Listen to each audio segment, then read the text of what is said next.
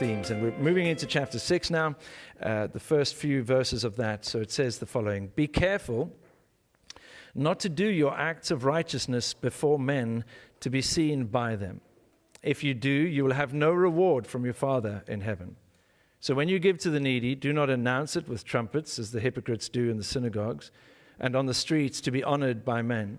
I tell you the truth, they have received their reward in full. But when you give to the needy, do not let your left hand know what your right hand is doing, so that your giving may be in secret. Then your Father who sees what is done in secret will reward you." It's God's word to us this morning. So a question to begin with. Do you ever take time out in your week maybe, or maybe it's in a month, or just time out perhaps during a year to do a little bit of self-reflection on your life? Maybe you go and you grab a coffee at Gale's or Starbucks or whichever one you like to go to, or you get a takeaway coffee and then you grab your journal and you go walk in the park, or maybe catch a train to go a little bit further out of London just to get space, and to go to one of the country parks, and then just walk and do a little bit of thinking about life, about your life in particular. Maybe thinking through things like, what's my mood been like lately? What are my hopes and dreams in the season that I find myself in at the moment? What have been my responses in moments of blessing, when blessing has come into my life? How have I been responding to that? What have been my responses when trial and suffering has come into my life? What has been my responses in those moments? It's maybe just, in a sense, bringing your heart and putting it under a microscope and saying, why do I do the things I do? Why do I do the things I do? I think it's a good practice. The philosopher Socrates said that the unexamined life is not worth living.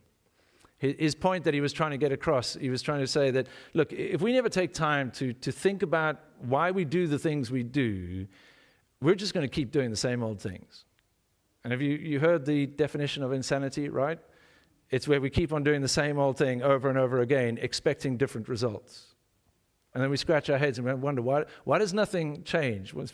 Because we keep on doing the same things over and over again. But this question, why do I do what I do? It puts a paddle in, if you like. It stops us. It calls us up short just to examine our lives a little bit. So do you ever find time to do this? My experience has been that most people avoid it. For all sorts of different reasons. Some people will be like, do you know what? It just sounds like hard work. The idea of kind of looking inwardly and asking myself it's just too much hard work. So do you know what? I'm just going to flick to autopilot.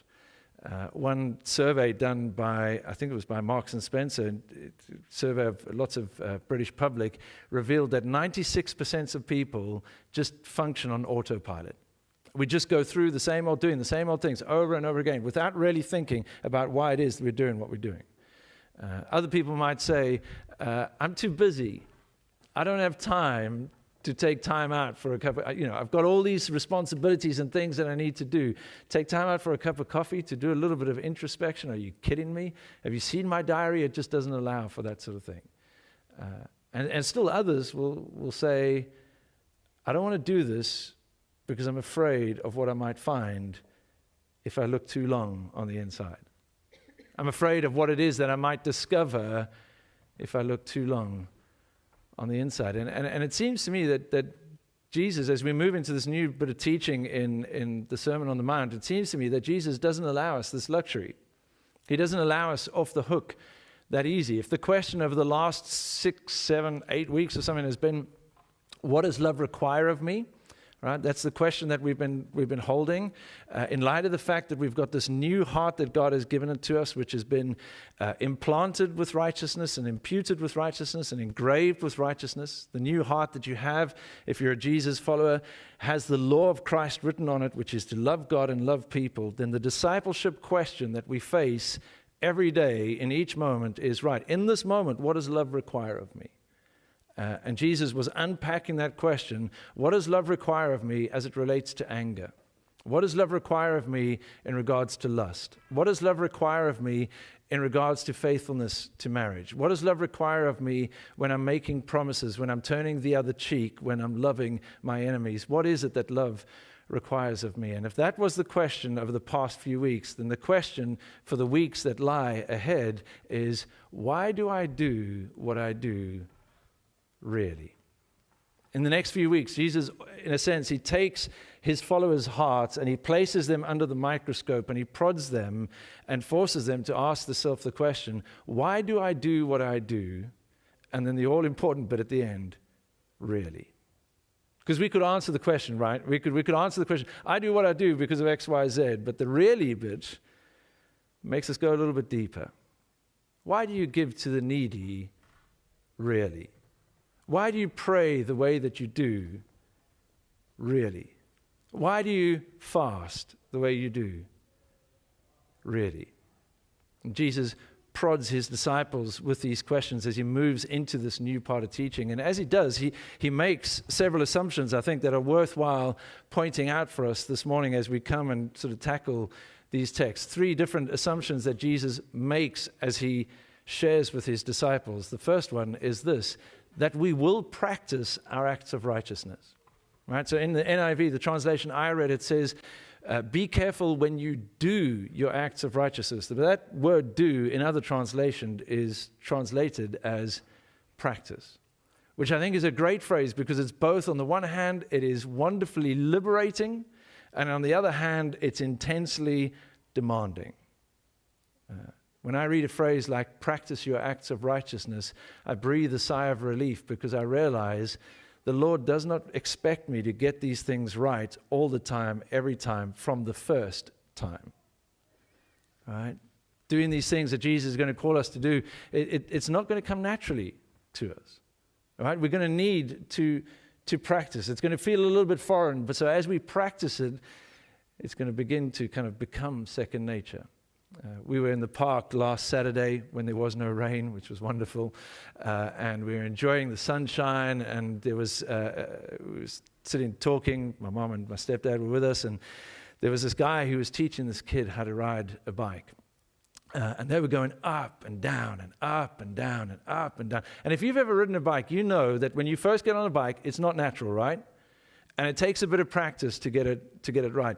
And they were going up and down, up and down. And we were in a little circle there, and we were offering our commentary, just between us, of course, right? Okay. The bike's too big. You shouldn't put such a small kid on a big bike. The bike's far too big. It's a good thing that the kid is wearing a helmet. The man's going far too fast. He's leaning over to one side. He's not, all these different things. And every time the kid fell off the bike, and he did several times, we all went, ooh, that's going to hurt. And then he would get back up on the bike, and we would silently applaud, well done, and this sort of thing. And it went on and on and on and on and on, practicing up and down and up and down and up and down. And eventually, at the end of all of it, guess what? The kid still couldn't ride the bike. All right? Even after all the practice, he still couldn't ride the bike. And the reality is, it take him a whole lot more practice, a whole lot more falling down, a whole lot more getting back up onto the bike, and to keep on going until riding the bike became second nature. And you heard the phrase, right? It's like riding a bike. You only get to the stage of it's like riding a bike when you've fallen off 100 times and had to get back up 100 times, right? There would come a stage when that kid would get onto his bike and it'd be like riding a bike. But for now, he's got to practice. And when Jesus says to us, hey, be careful when you practice your acts of righteousness, it's liberating. He doesn't expect us to get it right on the first time. All right? But he does expect us to keep on practicing, these different acts of righteousness. So liberating in one sense, but in another sense, utterly demanding. Utterly demanding. John Mark Comer, in a book that he's written called Practicing the Way, in part of it, he says that when Jesus called us to follow him, he believes in us. He believes in you. He believes that you can become like the Father.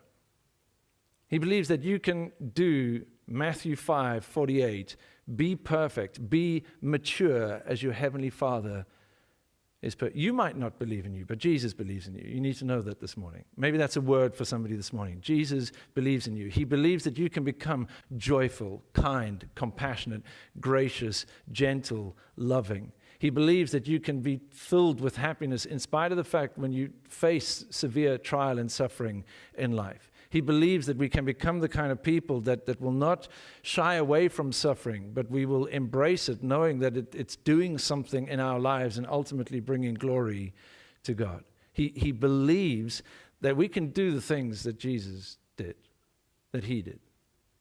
But it's not going to come naturally. It's not going to be inevitable. And John Mark Comer's, I like the phrase that he used, the summary that he says that there's no accidental saints.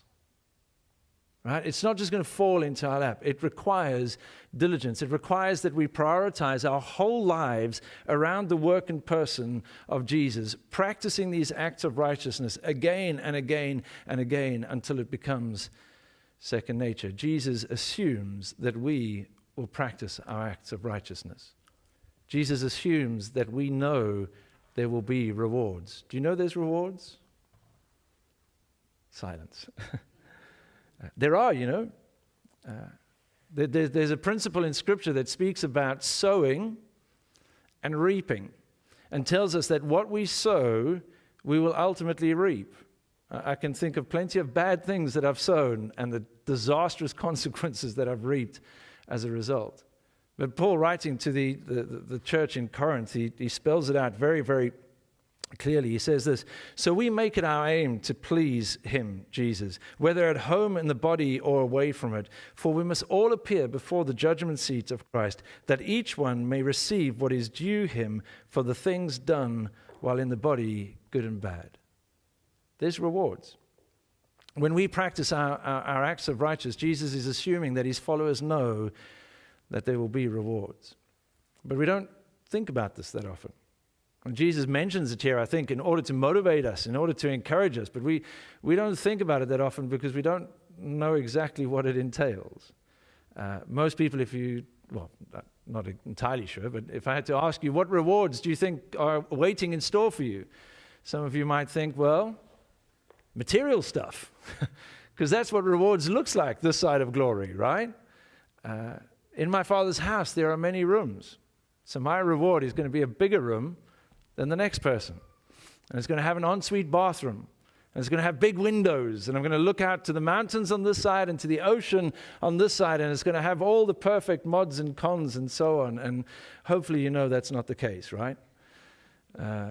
I don't know exactly what the rewards are going to be, but what I do know is that the reward isn't the key thing. It's what the reward points to that is most important. The preciousness, the value of the reward lies not in the reward itself, but what it points to.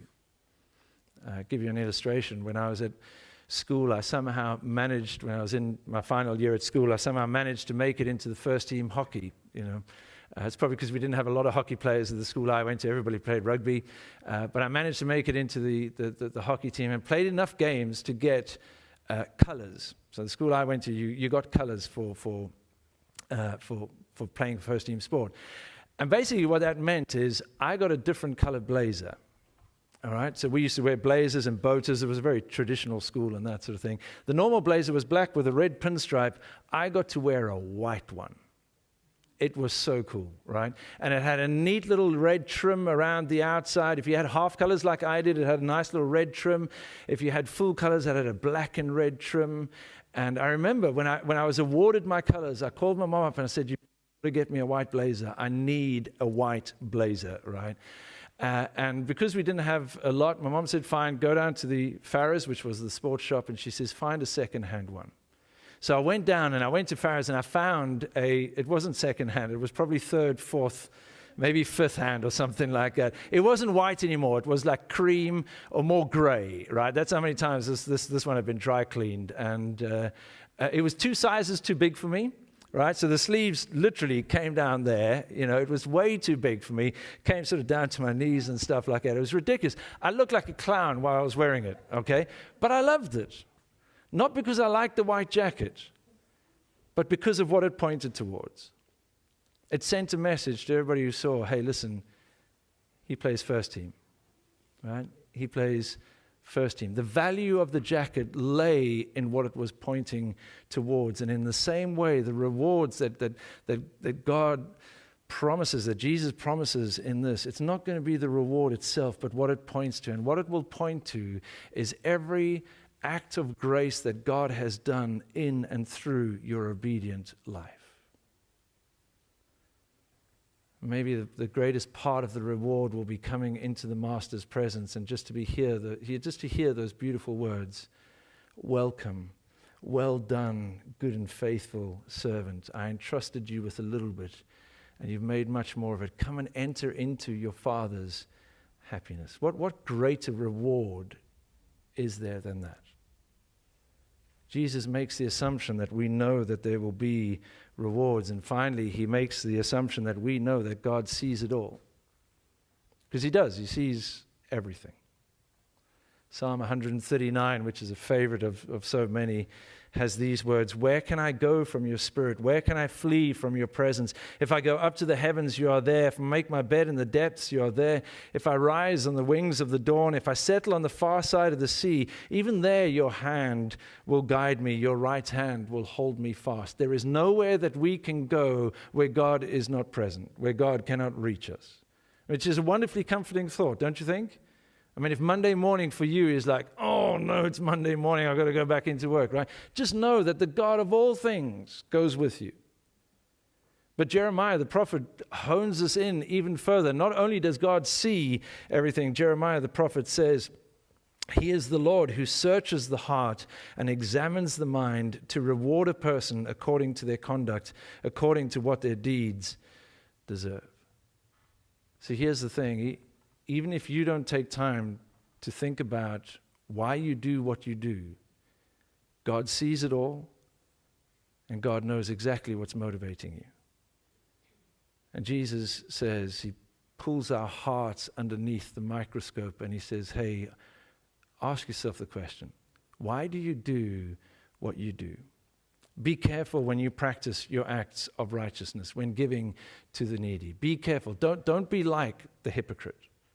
Right? And here Jesus is saying, he doesn't say it explicitly, but he's really, in a sense, telling his disciples what to do, but at the same time, he's taking the Pharisees to task, who, if you read the rest of the Gospels, their whole motivation for doing what they were doing was to get the applause of people. They just wanted the approval of people. They wanted the well done from people. They weren't looking at God. They were looking at how their actions impacted the people who were there. And Jesus is saying, don't be like that. Don't be like that. Don't do your things for the applause of people. Don't be like the hypocrite.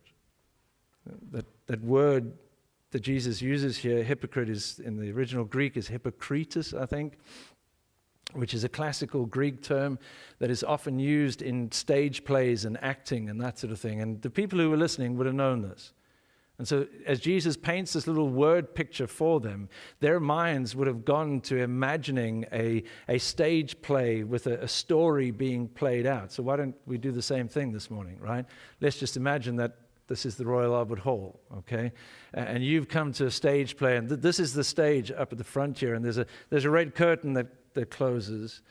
And then just at the right time when everybody's taking their seats and you've all got your little tub of ice cream, the curtain opens. And a single actor comes onto the stage. And as the actor comes onto the stage, you get to see them straight away. And you can see the person that they are. And let's just call the actor Hippocrates, right? And then Hippocrates bends down and he takes a mask off the table and he puts it over his face. And now all of a sudden, the picture that the audience are seeing is a benevolent smile, a very kind face, a very generous face, a very compassionate face. And Hippocrates grabs a bag of money in the one hand and then grabs a trumpet in the next hand, or maybe it's a vuvuzela, depending where you're watching, right? And he grabs the trumpet and begins to blow the trumpet as he walks across the stage, as if walking through the city. And all the poor who are listening, they know that the trumpet blast means that some almsgiving is about to take place. There's about to be a soup kitchen that is opened up, or a food bank that is opened up, or some help that is going to be afforded to people who need it. So all the poor are drawn. But at the same time, so can everybody else hear the trumpet blast. And so they are also drawn to come and see what happens. And Epictetus stands with the mask firmly in place and begins to put his hand into the money bag and give to people. And he gives to people, and he gives to people, and he gives to people. And the crowd and the audience watch as the poor run out, smiles on their faces. There's going to be bread for the children, provision for the children, and that sort of thing. And slowly but surely, the applause begins. The crowd begin to applaud. The crowd that have gathered around him begin to applaud. And they're all beginning to say, well done, well done. What a great guy. Oh, he's absolutely amazing. So generous, so fantastic. More, encore, encore. And all they see is the benevolent smile on the mask. They can't see the self-satisfied smile behind the mask. They can't see the heart of Epictetus. They don't know why it is that he does what he does. They don't realize that he's not necessarily helping the poor so much as building a reputation for himself. He's not so much being generous as purchasing the applause of people. And Jesus' words to his followers are, don't be like that. Don't do your acts of righteousness for the applause of people. One author summarizes it at this kind of word picture of Jesus and says that Jesus is telling his followers not to be religious hypocrites, like actors pretending, taking some religious activity, in this case giving to the needy and the poor, and turning into what it was never meant to be, a piece of theater display for applause. Jesus says when you do that, there's a red stamp that goes over your life that says, paid in full. You've received your reward in full. You've received your reward in full from others. And just so that we're clear, I'm sure you know this, but I'm just going to point it out just in case, right? It doesn't just apply to giving to the needy. It applies to all facets of life, I think, where we can somehow, where we fish for compliments and we say things and we do things in the hope that others will applaud us. And the hope that others will, wow, what a great guy, what a great gal. Isn't it amazing what they did? Jesus says, don't be like that. Be careful not to be like that. Ask yourself the question, why is it that I do what I do? And instead, Jesus gives his followers an alternative. He said, instead, but rather, when you give to the needy. All right, so here's another assumption that we need to make. Jesus is assuming that this is something we're going to practice. All right, which makes sense because all of Scripture leans in this way.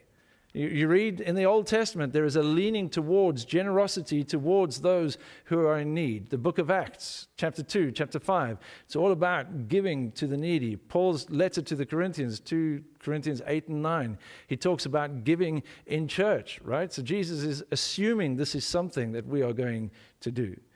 He says, when you give to the needy, don't let your left hand know what your right hand is doing so that your giving may be in secret. Now, this is impossible, right? I mean, it's literally impossible to not let your left hand know what your right hand is doing. And I was thinking about it during the course of this week, if I could try and get away with this. Like, left hand, hide yourself in the pocket. Right hand, left hand's not looking anymore. Quickly, tap the credit card, give something and everything like that. The left hand won't know, right? Oh, look, you missed it. Yeah, you didn't see anything. It's just like, so you didn't think to yourself, what is Jesus saying? And it's important to understand because I've had conversations with people in the past who have said, yeah, you know, there's that bit in Matthew 6 where I've got to be secret about my giving and that sort of thing. So that's why I don't give to the church via direct debit, and that's why I don't gift aid, because if I gift aid, people are going to know how much I'm giving, and Jesus told me not to let people know, and it's not what Jesus is talking about, right? When we look at this verse, there's two things that we need to make note of, two things we need to take away and take to heart. The first one is this: any giving we do, let's just do it in secret. All right? And what Jesus means by that is, don't announce it with a trumpet. Don't announce it with fanfare. Don't make a big show of it. All right, don't draw attention to it in any way. So to give you an example, let's just say you're having a conversation with people and they say, I support a BMS missionary, Baptist Missionary Society missionary, who is serving in Peru or in South Korea or something like that. And then at that moment you jump in and say, oh yeah, me too. Yeah, I do as well. Yeah, I give by direct debit to them as well. Right? That's an example of just blowing your own trumpet. Or if somebody says, oh man, have you heard about the work of Wycliffe Bible translators? They're amazing, right? They put Bible translations into people's hands in their own language. And at that point you jump in and say, yeah, my church supports them. Yeah, we do that as well. Yeah, that's blowing our own trumpet for the applause of people. And Jesus is saying, don't do that.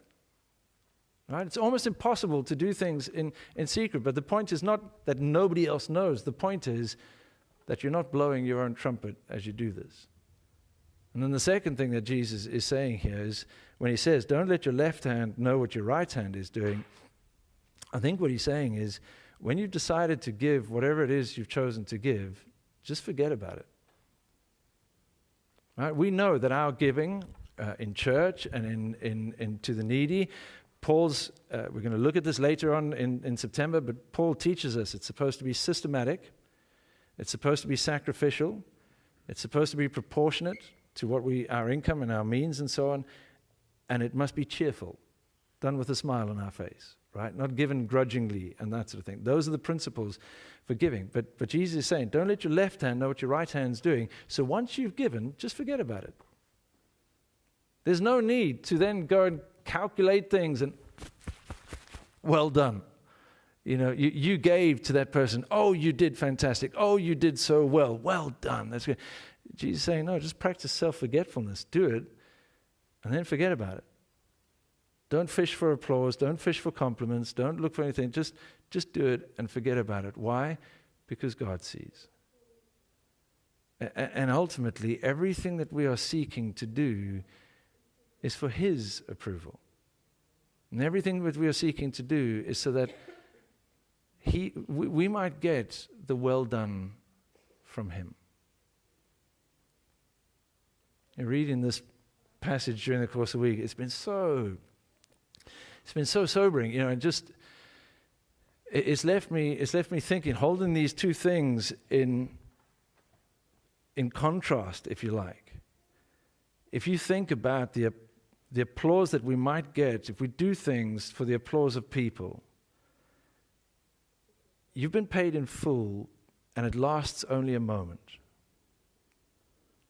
But if we live in such a way where we practice our acts of righteousness in secret and our giving is done secretly and we just forget about it, right? The Father sees. And the well done that He gives us is an eternal well done. Which would I rather have? I'd rather have the Father say, well done, yeah? But if we're honest with ourselves here at this point, it doesn't come naturally to us. It doesn't come naturally to us. So this is why I think Jesus says that we need to practice this. We want approval. We want significance. It gives us a sense of purpose in life when we get approval from people and that sort of thing. So this is not going to come naturally to us, but it's something that we need to work at, something that we need to practice.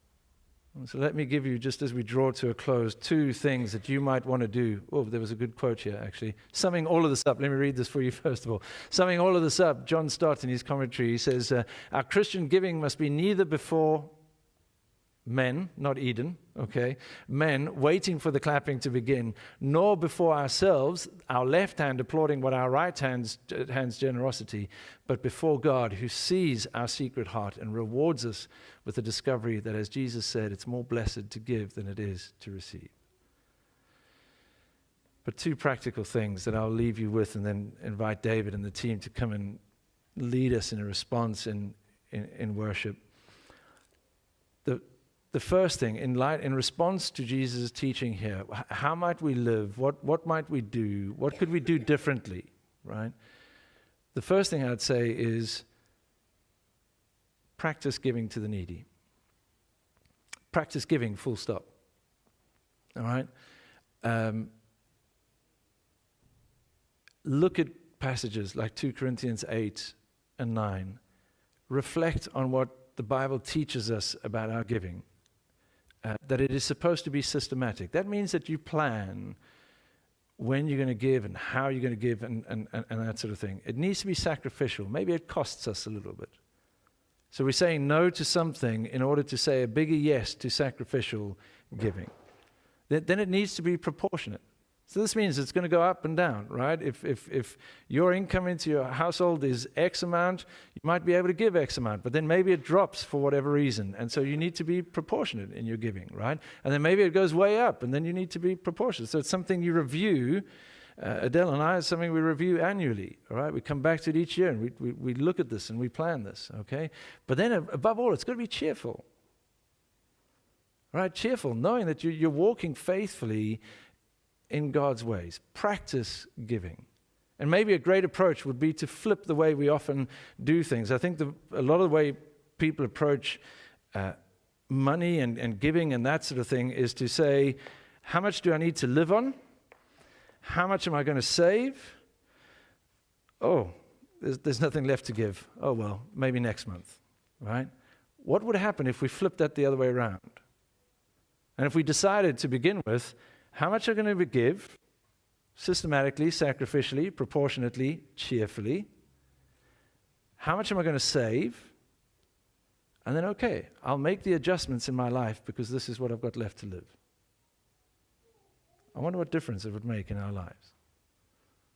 Practice giving. Step number 1, Jesus would say to us, start practicing and be content that as you do this, God sees you. And then second of all, the second practical thing we can do in response to this is purpose in your heart and discipline your heart today that you will always give glory to God. It is impossible for you to go through life doing the best that you can, doing everything you do for the glory of God. It is impossible to go through life without having somebody come to you at some point in your life and say to you, well done. That was great. That was amazing. I so appreciate what you did. I so appreciate what you said. It's going to happen, right? But in those moments, let's not be like the caricature of the pastor who had been up on the stage and he had preached a sermon, then he went to the back door and Auntie Dot came past him at the back door and she said, "Oh, Pastor, that was the most amazing sermon I have ever heard in my entire life." And the pastor said with a kind of mock humility, "Oh, Auntie Dot, it wasn't me, it was just the Lord."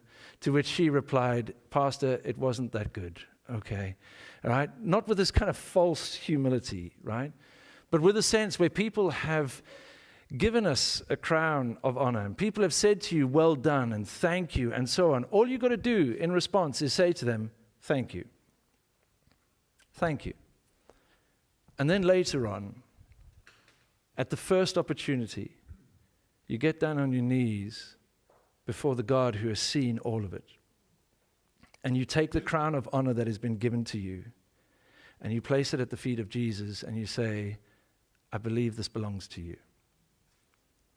Because all I am and all I have is yours, and everything I do is for your fame and your honor and your glory." Does it make sense? There's no not a single sound of a trumpet. But there is the sound of the whispered the whispered sound of the Father. "Well done, my daughter. Well done, my son. I'm pleased with you." And wouldn't you say, if you're a follower of Jesus, wouldn't you say, that's enough?